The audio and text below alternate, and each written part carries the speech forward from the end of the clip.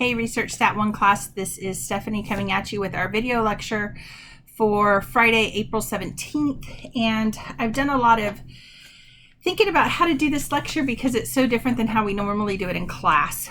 So you know that with our statistics, we usually do the bravery portion where I do the lecture and then you kind of go into your groups and talk about how to calculate things, and that benefits everyone, right? We've talked about how that benefits really high performers, that benefits really low performers, right? That by God's skin sort of viewpoint of peers helping peers. But it's hard to do that, you know, in these circumstances. And I know that some of you are working with each other over the phone, which I think is awesome, and like Google Hangouts and stuff like that. And I know that I'm meeting with some of you guys over the phone, and I've done Facebook, what is it called? FaceTiming with a couple of you and stuff like that, and emails and all kinds of stuff. And I want you to be able to be a little bit brave about this stuff. And so I've really, over the last couple days, like I've started to tape this and stopped and started again. But I think that, I think I'm going to do this, in this way that I've decided, and I'm hoping that you get a lot out of it. So we're going to finish the part of the lecture that we need to do today so that you can do the homework that's due on Sunday. So that homework is going to be kind of a bravery assignment. I'm going to grade it for your attempt to complete it. And the honest truth is that most of you, mathematically speaking, are totally capable of doing this by now. Quite a few of you on the most recent exam used the standard deviation calculation that was not the deviation scores, but you used the definitional, instead of the definitional formula, you used the computational formula, which was awesome. And I was really excited to see how many of you were kind of brave enough to do that. And so, you know, those of you who did that, you're for sure ready to do correlation with no problems. And if you weren't feeling brave enough to do that, I still think you probably can do this. I know you don't have a lot of faith in that, but I have a lot of faith in that. And so today, what we're going to do is get through the lecture that you need. Going to talk to you about a couple of things, a couple of hints, and then you are going to complete that homework tonight, kind of like you would have had we been face to face. The difference will be that you're going to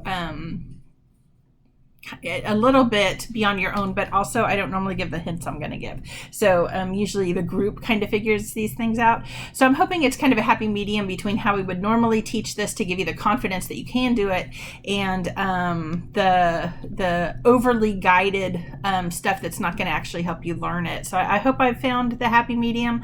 I guess we'll find out on Sunday night. And I know a couple of you actually have already submitted this homework to me. So you've read in the book and you've gone ahead and done the homework, which is also awesome. And I say a couple, it's exactly two of you who have done that, which is awesome. So please, if you are feeling that brave, for sure do that.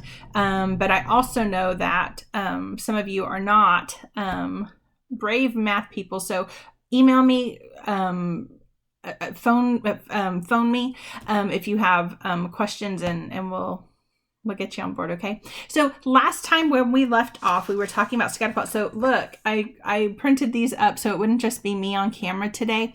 So I don't know how much these will help you or not.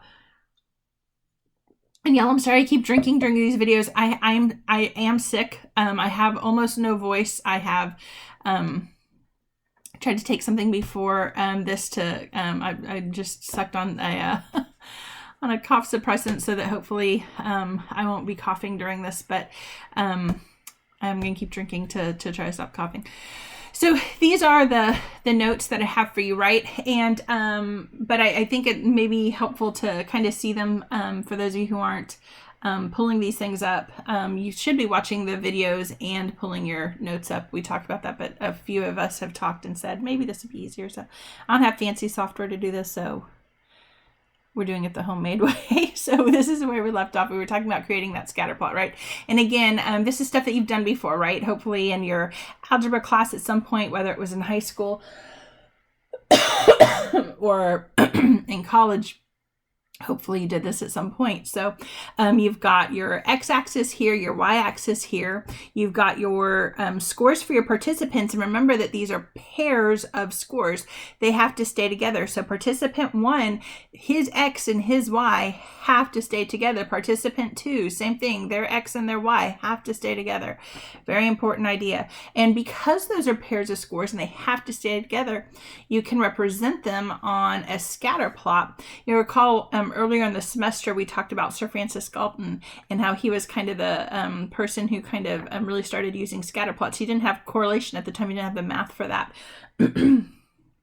But he was using these scatter plots. So anyway, scatter plots, right? Very important. And you are going to calculate or you're going to create scatter plots for your data so that you can see the trend. And so the next thing we have are a couple of pictures of what scatter plots might look like, right? So this is I'm not trying to be on camera. I'm just trying to see like what I'm showing you. This is a positive correlation. So in a positive correlation, again, you can see that we kind of are increasing. So we're going up, right? Low scores on one variable correspond relatively well with low scores on another variable, and then the high scores on one variable correspond with relatively high scores on the other variable. So these are both moving the same direction. If we're increasing on one variable, we're also increasing the scores on the other variable. That's a positive correlation.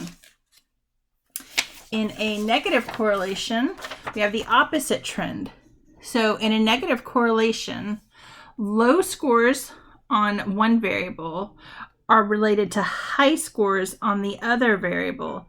And you can kind of see that trend here. And so this trend is moving the opposite way of the positive correlation, right? This is a negative correlation. So low scores on X correspond with high scores on Y, whereas those high scores on X are corresponding with relatively low scores on Y.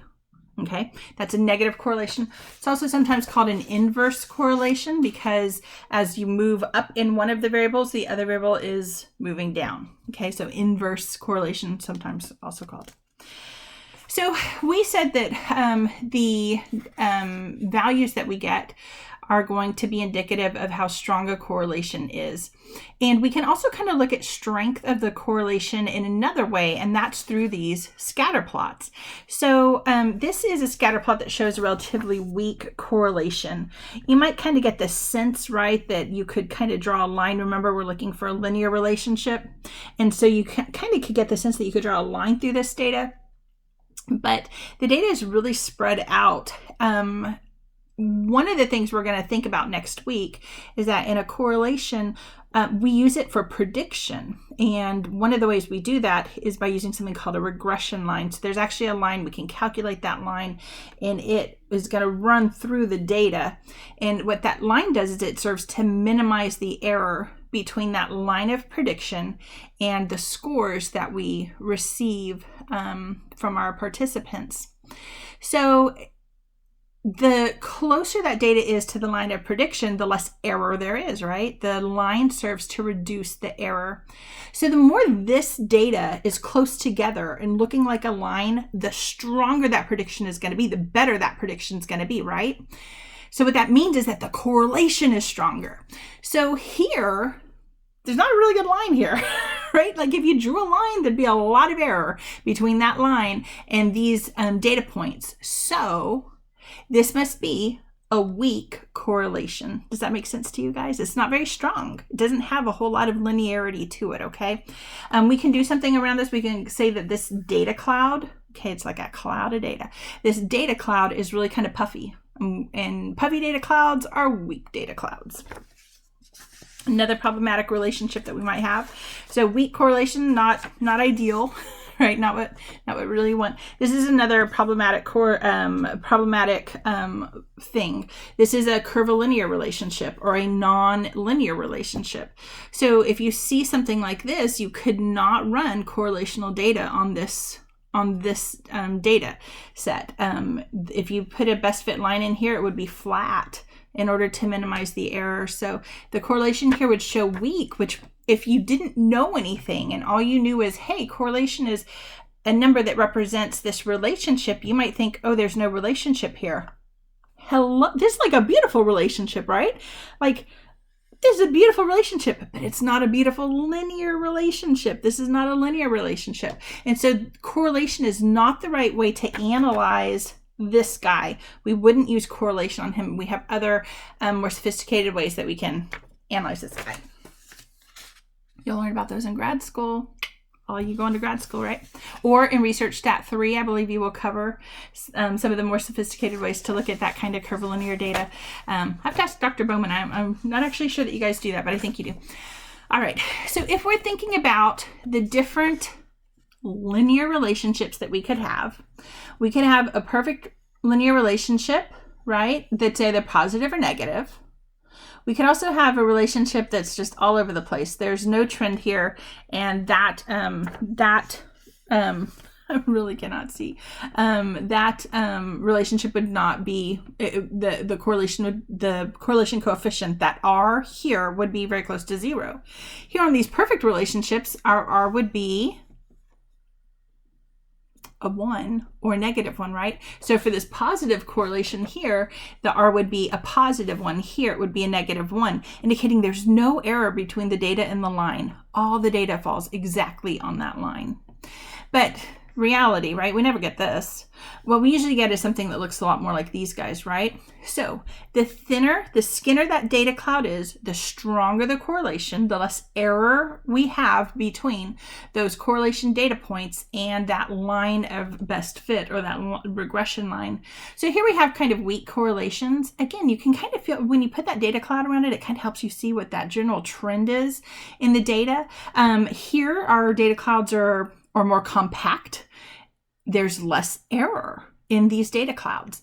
And so these are stronger correlations. Okay? All right. So hopefully that all makes a good amount of sense to you guys. And what we have to think about now is how to actually compute the math on this correlation. Like I said, we've talked about Sir Francis Galton a couple times this semester. Y'all know I love him. He's just a funny guy to me. And when we think about Galton, you know, he came up with these scatterplots, but he didn't really have the math to compute the correlation. Pearson is going to come up with that not too long actually after Galton starts using these scatterplots to show stuff.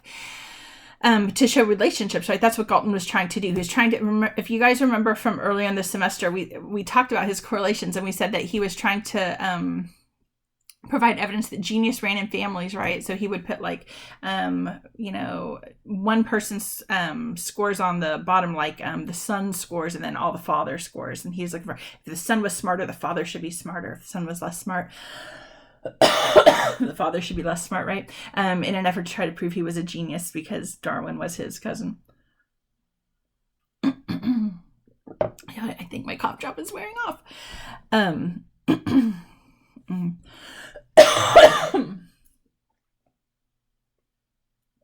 Good gravy. So, if I can recover here.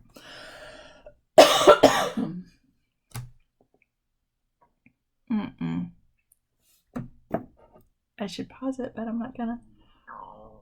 Oh, excuse me. Wow. Don't share this with your friends. All right. So the correlation math then had to be discovered.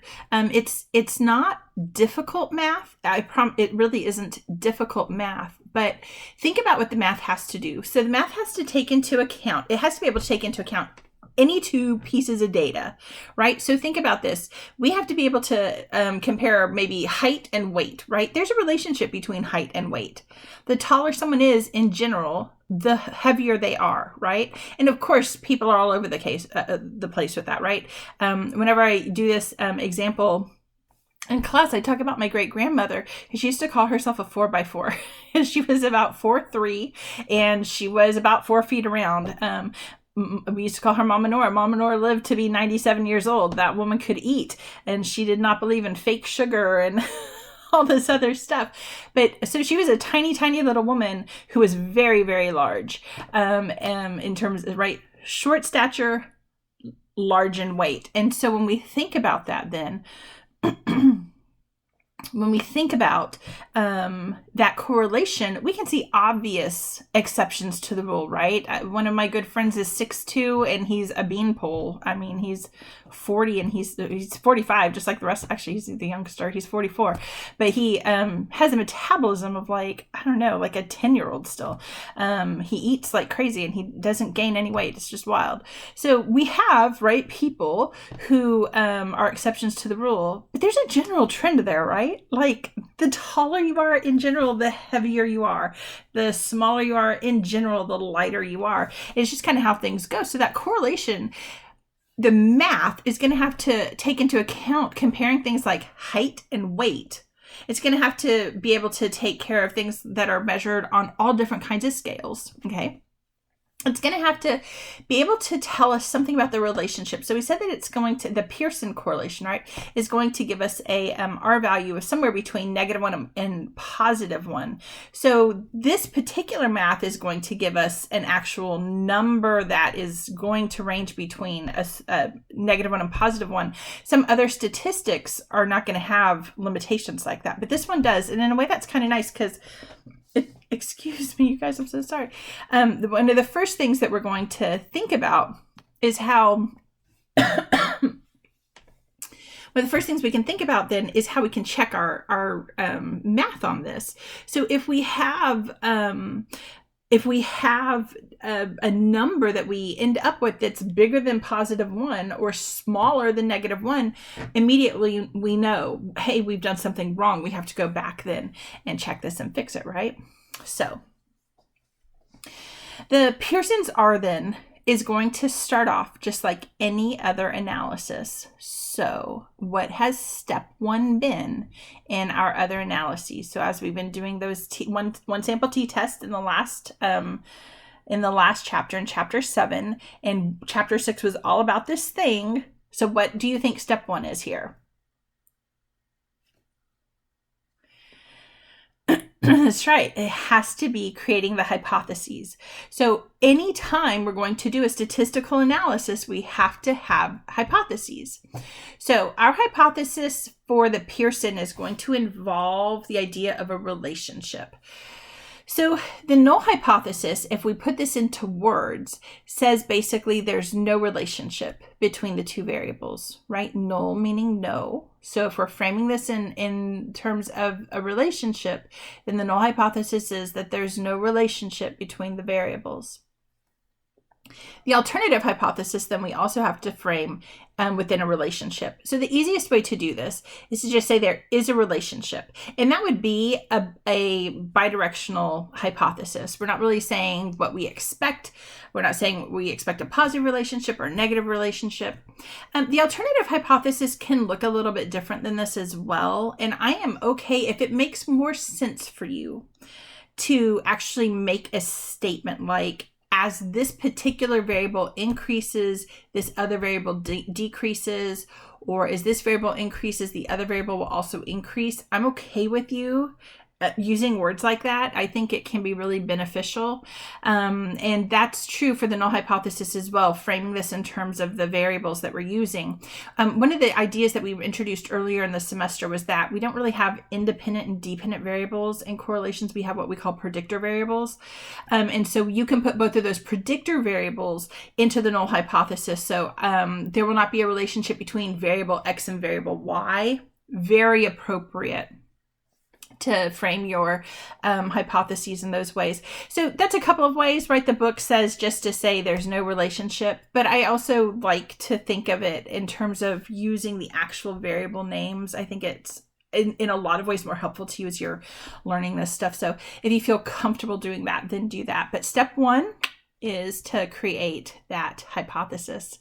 So on slide 24, it shows you the definitional formula for the Pearsons. And so if you look at the definitional formula, what you'll see is that this would be an insane amount of work. You'd have to create z-scores for every x, z-scores for every y. You'd multiply each of the x scores times its corresponding y scores. Then you'd sum all those up. Oh my gravy, you'd be there all night. So we are not going to worry about the definitional formula. If you solved If you solved for that definitional formula,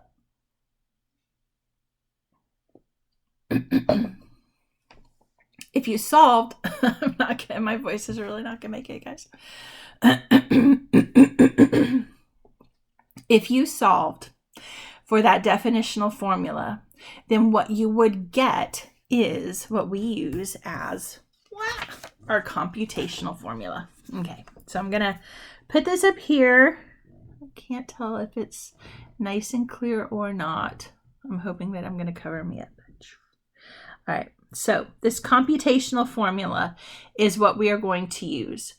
So it says R of xy. Remember that that's because we technically, right, in a correlation, we have variable x and variable y. So this is just basically saying the correlation of these two variables, right, can be calculated as. And then this, to a lot of students, looks scary. But you guys, it doesn't have to be scary. Okay, so let's pick out the easy stuff. So so when we have an in here, what is that in? Right, we have in three places. It's sample size. So that's easy, right? You can get the sample size. Okay, what is x? Well, x, right, where it has x, right? Everywhere you see x, that's just the score, right, of each, that's each individual x score. Same thing with the y, okay? That's the score on y. X times y, so where you see xy, so the sum of xy, right, that's just x times y. So you'll need a little table, right, that you're going to calculate, that you're going to have to create that. What I do is I create a table. I have, and I'm going to send you guys something to show you this, but it has x, y, x times y, then it has x squared and y squared. Okay, and that's going to help keep you organized, because you'll notice the next thing you have, right, are the x's squared. So you have x's squared here, right? So you have the sum of x, the x's squared, and so you need to square each of the x's and then add them. And then these are hints that I don't normally give, right? Then you have the sum of the x quantity squared. So you take that first column where you have all the x's, add that up and square that, right? Same thing for the y's. So that you have here the sum of the y squared right here, right? And so you're going to take the y's, you're going to square them, then you're going to add that up, and then you have the sum of the y's quantity squared, right? And that means you're going to add up all those y's, the ones before you square them, right? Just the y's by themselves, and then add that up and then square that summed number. So that's really similar, right? You guys have done stuff like this before with the standard deviation, with that formula that scared a couple of you guys, but when you tried it, it worked, right? So you truly are totally capable of doing this on your own. So I have a couple of hints for you, and I'm going to post a table on our Blackboard page that will have the heading. So this is something else I don't do for you guys. I go to each group and I'm like, how should you organize this? How can you think of how to organize it? But I'm going to go ahead and help you with that. I can't be there as you're doing this. So I'm going to give you the table to organize your data. It's actually going to be the second page of your homework. And I highly recommend that you use it to go through this and solve this problem, because it's going to help keep you organized. It's going to keep you everything in line, and you kind of see where you're going with it. So this is where we're ending our lecture for today. Okay. I truly know that you guys can do this. I know that you can. I hope that you have faith in yourselves that you can. And I hope you know this. I'm here to help you if you need it. So if you get stuck somewhere, don't just stop and give up. Send me an email. I've been checking my emails several times a day, like a lot of times a day. And today I called 3 of you. And so, but I still haven't, I haven't talked to probably 7 or 8 of you. So please, keep me in the loop. If you need help, let me know you need help. And be looking for that additional piece of the homework as you work through this weekend. Okay. Don't forget, you've got 2 assignments due this weekend. You've got this computing the Pearson product moment correlations, and then you also have the survey project hypothesis homework. And so make sure you get both of those in by Sunday at 11:59. I hope y'all are healthy and happy. Get through this, get it turned in. I'll be grading these on Monday, and on Monday for our lecture, we're going to have a short lecture again, just so you know. Honestly, it's probably only about 15 minutes, because what we would normally do in classes, we would be working a lot on our surveys this week. In fact, this coming week, we would have very little lecture happening. We would be doing a lot on our surveys. And so this next week, we're not going to have that much in terms of video lecture. We're going to have a lot of guidance for surveys. And I am hoping to talk with each of you about your surveys. And so if you have a special day that you want me to talk to you, what I'm hoping you'll do is send me an email with a couple days and times that you're available, and the best phone number, or if you want to Zoom, if you want to FaceTime, whatever it is that you want to do, Google Hangout, whatever you want to do, let me know what your preferred method is, and then I'll set up an appointment with you. But I'd like to talk to each of you for...